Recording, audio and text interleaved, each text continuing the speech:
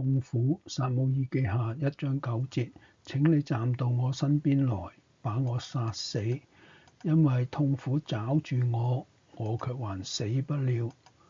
約伯記2章13節，他們就7天7夜與他一起坐在地上，沒有人向他說一句話，因為他們看出他極其痛苦。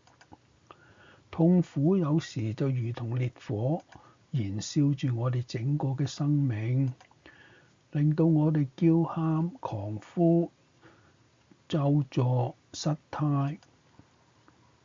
掃羅喺忍唔住嘅劇痛中，懇求佢嘅敵人喐手去結束佢嘅生命。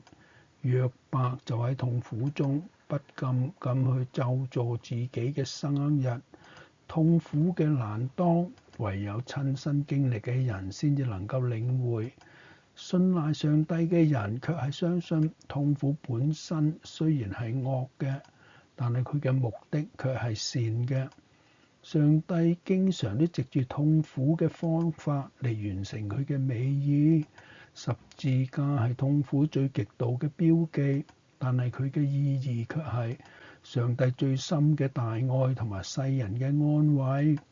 母親喺生產時係痛苦嘅，但係跟隨痛苦而嚟嘅係無限嘅喜樂同埋平安。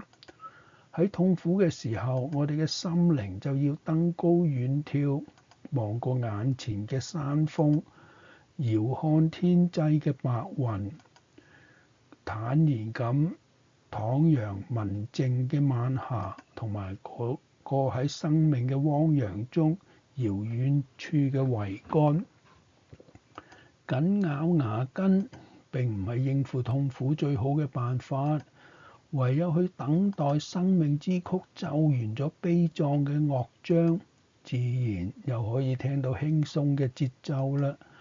雖然有哀痛悲傷過後，必然係會有喜樂嘅歌聲嘅。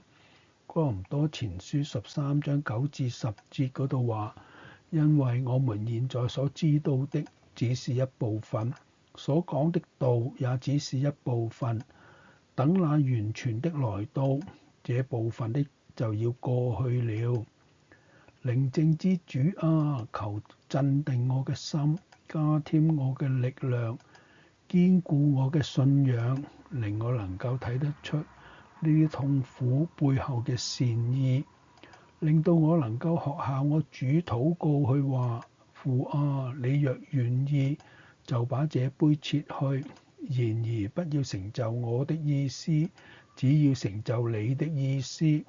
懇求賜我安息同埋酣眠，靠我主耶穌基督嘅聖名，阿門。